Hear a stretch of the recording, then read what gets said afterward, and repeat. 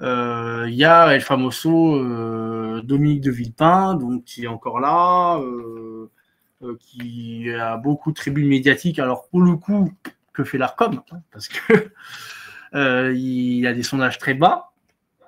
Ouais. Simplement, il joue cette statut d'ancien Premier ministre et ce discours de 2005 dont on parle tant à l'ONU. Qu'il n'a pas écrit en plus. Qu'il n'a pas écrit, mais au moins qu'il a bien dit, qui a à peu près la seule chose bien qu'il a fait dans sa vie. Tant mieux. Bon, ben là, il se la joue père la vertu et petit père des peuples. Bon, non, pas petit père des peuples, c'est trop connoté. Qui se la joue défenseur des opprimés et le grand diplomate dans le monde qui se la joue à la fois réel politique alors qu'il n'est pas vraiment réel politique parce que son discours il est empreint d'idéologie et de parti pris en fait quand on regarde de fond. Donc c'est un faux diplomate rationnel, voilà, parce que il est lui aussi dans le marketing. Il pense qu'il peut avoir, en gros, je pense,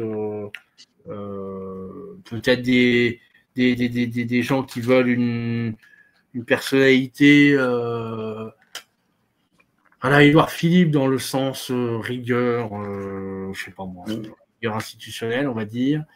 Et puis cet humanisme, ce fond de gaullisme et cet humanisme, voilà. Cet humanisme du français dont on parlait tout à l'heure, dont on disait qu'il était antiraciste. Donc lui, il est en plein là-dedans, le boomer de Villepin. Donc il a créé son parti, on va bien voir, il y aura souvent des gens qui vont le rejoindre, mais écoute, pour l'instant, ça décolle pas. Je crois qu'il y a eu 2 sondages, et dans le deuxième, il a été beaucoup plus bas que dans le premier qui était sorti. Le premier, il était à un score autour de 5, et le deuxième, il était à 2. Quoi. Donc, c'est ça. Je suis assez sceptique. Il y a des rondis qui disent que cette fois, il ira jusqu'au bout, parce que la grande particularité de Dominique de Villepin, c'est de jamais aller jusqu'au bout de ses engagements. Voilà.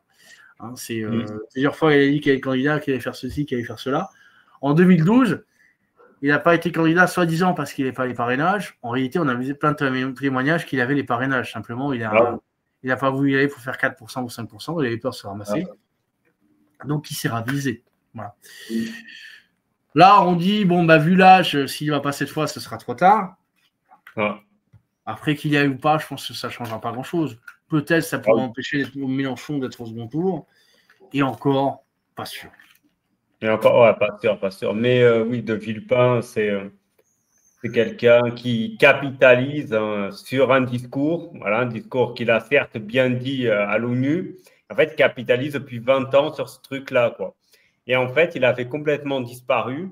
Et en fait, à partir du 7 octobre, pour une raison, on ne sait pas trop laquelle, il est revenu dans les médias. Et en fait, il a eu le discours qui parle justement à ce côté, on défend le petit. Qui dit, oui, la réaction d'Israël, certes, mais elle est disproportionnée. Les pauvres Palestiniens, machin. Et ça, encore une fois, c'est un truc qui parle. Et donc, quand De Villepin l'a annoncé sur une émission, en fait, tu as les gens qui sont pro-palestiniens qui vont allumer le téléviseur parce que ça va leur faire plaisir d'écouter quelqu'un défendre, entre guillemets, parce que la réalité, c'est que probablement, ils s'en foutent du sort des Palestiniens. C'est encore une fois une façon de faire parler de lui et de regagner un peu en vitalité, quoi. Le gars, il avait disparu. Et donc, il revient avec ce discours-là en faisant, en fait, cette fausse posture de neutralité qui est, en fait, moi, je veux éviter tous les types de conflits. Bizarrement, il ne parle pas des conflits au Congo ou au Soudan. Bizarrement, non, ni des conflits des conflits franco-français. Voilà, c'est ça. Donc, sinon, il s'en fout complètement. Et donc, il y a ces trucs-là. Et c'est vraiment l'exemple. C'est pas le seul, mais il y a comme ça des politiciens qui capitalisent sur un événement. Voilà, il y a un événement qui a été plutôt glorieux pour eux. Et en fait, ils capitalisent tout ça. Et en fait, l'événement, pour le coup, est tellement marquant qu'en fait, tout le monde oublie les catastrophes. Par exemple, la privatisation des autoroutes, entre autres. En fait, les gens finissent par oublier tout ça. Et le discours reste marqué parce que pour le coup, c'est un discours qui est le prélude à une décision de la France qui a été une décision honorable et juste. C'est-à-dire d'aller contre une guerre qui n'était pas justifiée, en l'occurrence en Irak, et encore une fois, un grand qui a agressé un petit. Donc, tout ça marque, c'est-à-dire que c'est un discours où on dit, voilà, la France, c'est la dernière fois, beaucoup disent ça, c'est la dernière fois que la France a parlé au niveau mondial. Et donc, ça marque les gens. Et comme lui, c'est l'incarnation du discours, ben, les gens se disent, waouh, De Villepin, c'est génial, quoi. Oui, puis vu que c'était il y a 20 ans, mais que la majorité des électeurs sont les boomers, ils s'en souviennent, et qu'ils ont, ils ont ce vieux fond de rêve d'un nouveau De Gaulle, mais qui soit pas De Gaulle, parce que De Gaulle, s'il le connaissait réellement, il détesterait toutes ses idées. Hein. Ah. Parce que De Gaulle, il est nationaliste, De Gaulle, il est beaucoup de choses. Et la génération des boomers, c'est tout l'inverse de Gaulle. Bon. Ils ne sont pas du tout dans ces idées. Mais il y a ce fond un peu théâtral, un petit peu grandiloquent, qui a un petit peu Villepin, hein, effectivement. Mais derrière le beau discours, il n'y a rien. Voilà, c'est creux. Je ne sais pas s'il est sincère ou pas. Peut-être qu'il est sincère, oui. Je pense que c'est encore un. C'est comme Chirac, c'est un Chiracien. Il est comme lui, il aurait voulu être de gauche. Voilà, c'est la droite, la droite. C'est vraiment ceux qui auraient rêvé d'être de gauche, qui sont tombés à droite, mais oh là, c'est à refaire, ils ont vraiment voulu être de gauche, quoi. Et voilà, donc je pense que effectivement, quand il est à la télévision, les boomers, il écoute, parce qu'il a ce côté grandiloquent, homme du discours de l'ONU, du nom de la France. Donc du coup, je pense qu'il a une audience. Enfin, les gens ne changent pas de chaîne quand ils le voient. Ouais. Après, est-ce qu'il va avoir des adhérents et des gens vont aller acheter son livre, on va bien voir. J'ai quand même quelques doutes. Il peut peut-être vendre des livres, possible. Les adhérents, on va voir. Ouais. Parce que De Villepin, il y a ça. Pour le côté de Gaulle, il y a autre chose qui compte, je pense, c'est qu'il est assez grand. Il a une vraie stature. C'est-à-dire, pour le coup, c'est un gars qui a du charisme. Voilà. Même si il présente bien. Hein, il présente bien. Et donc ça compte.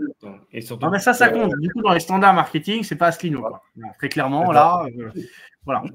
Très clairement, là, c'est la thèse et antithèse. Voilà. Bon, donc, effectivement, Villepin a 5-6 ans de plus que Asselineau, en plus. Hein. Bon. Tu vois qu'il a une autre condition physique et une autre hygiène de vie. Voilà. Bah oui, l'hygiène de vie, ça il a une voix, il a quelque chose. Voilà. Ça joue en dessous de tout. Il se base là-dessus, hein, très clairement. Ah oui. Donc, autant mieux pour lui, c'est l'avantage. Ouais, d'ailleurs, pour l'anecdote, à un moment donné, Dupont-Aignan s'était rapproché de Villepin, hein, il y a 15 ans en arrière. Hein. Ah ouais alors, il faudrait que quelqu'un nous raconte. Je pense qu'il doit y avoir des gens qui le connaissent, qui pourraient nous raconter ça un jour. Moi, je connais pas, j'ai pas suffisamment d'éléments.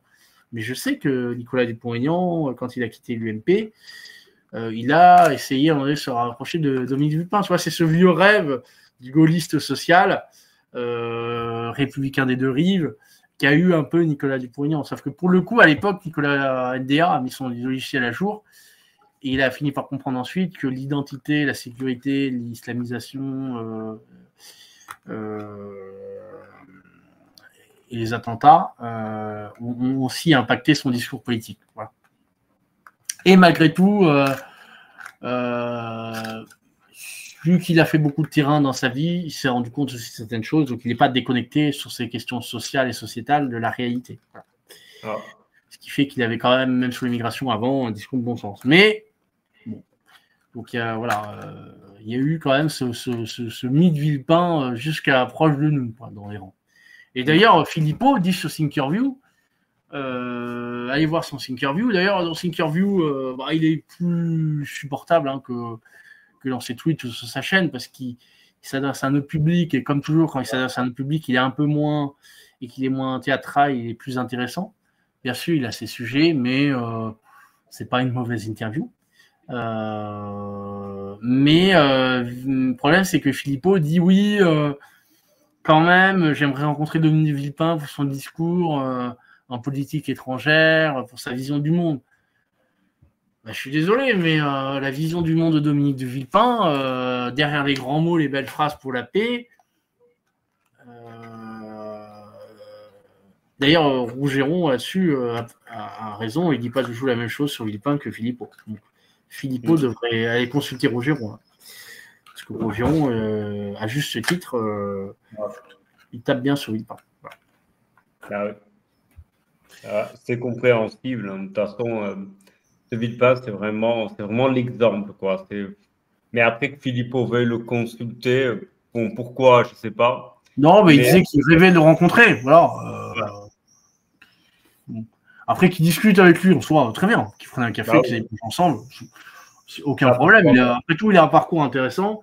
Et c'est quelqu'un qui, je pense, en privé, peut avoir une vision qui peut être intéressante sur certains sujets. Il ne faut pas être fermé à tout. Mais bon, c'est quand même pas notre modèle, quoi. Totalement. Donc voilà, c'est ça.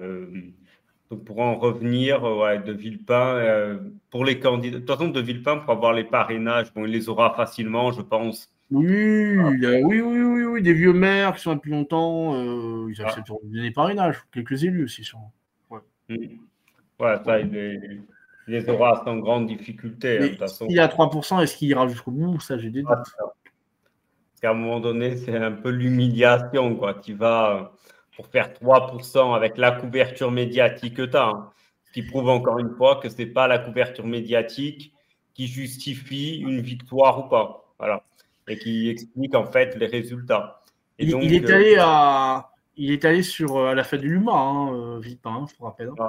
Vous l'avez pas vu sur TV Liberté. À la rigueur, s'il est aussi sur TV Liberté, on pourrait se dire, bon, bah, il donne un peu des signaux à un public souverainiste. Zéro. Rien.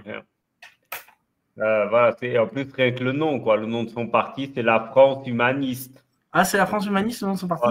J'ai pas vu, d'accord. J'ai vu le tweet juste avant. La France, je vais devoir faire un tweet alors, parce que grâce à lui, j'avais fait près d'un million de vues, ce sera mon record, je pense, jusqu'à ma mort, probablement.